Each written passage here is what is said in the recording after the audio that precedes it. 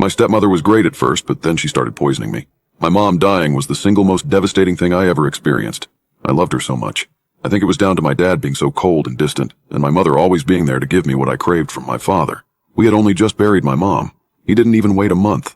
My mother's side of the bed wasn't even cold before Susan took her place. She was nice, and for a while she tried her best to fill in the gaps I'd missed since my mom died. She would take me on trips and buy me stuff, and it did feel nice to have a mother figure in my life again. We were starting to bond. To be honest, if it wasn't for Susan, I would have been alone with my grief. My dad and I were never that close. He worked long hours, and even if he was at home, he was never interested in me. I always got the feeling he resented me. I loved him because he was my dad, but there was no real love there. It wasn't long after the honeymoon that Susan's behavior started to change. It started with my dog. Max was the cutest Jack Russell on the planet. My mother bought him for me when I was sick in the hospital one Christmas. It was to make up for me having to spend Christmas Day on a drip and being too sick to get out of the hospital bed. My dad never liked the dog, and Susan knew this.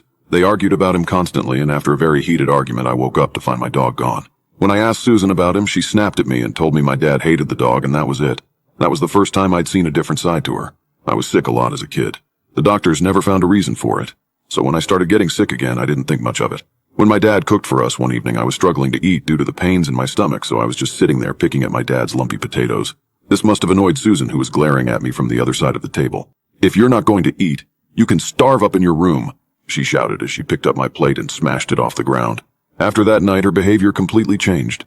She became cold and spiteful, and became weirdly concerned about me eating. She was at her worst when my dad was in the room. I had to ask her for permission to eat, and depending on her mood, I either starved or she would sit and watch, making sure I ate every morsel of food.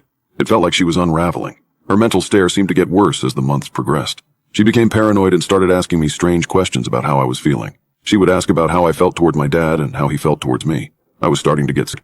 My dad always hated how close me and my mother were, so it was like she was trying to please my dad by being horrible to me. When Susan went away for a few days, she cooked up a load of dinners for me and my dad and put them in the fridge for when she was gone. When I ate the first meal, I got violently sick. When the same thing happened the second time, I knew she was trying to poison me. I went and told my dad, but he didn't believe me and called me a horrible little liar. He made me sit and watch as he ate some, and when he didn't get sick, he made me eat the rest of the food left in the fridge. The night Susan came home, my father decided to cook dinner to welcome her back. Susan was helping my dad finish, so I figured this was her chance to put the poison in my food. So I planned to switch the plates when she wasn't looking. As we all sat there eating, I kept looking at Susan, waiting for her to start choking or start screaming in agonizing pain. I'll be honest, I was getting a bit of a thrill waiting for her to croak it. As we all sat eating our food, my dad turned to me with a sinister grin on his face and asked me how my food tasted. I told him it was the best thing I ever ate while staring at Susan.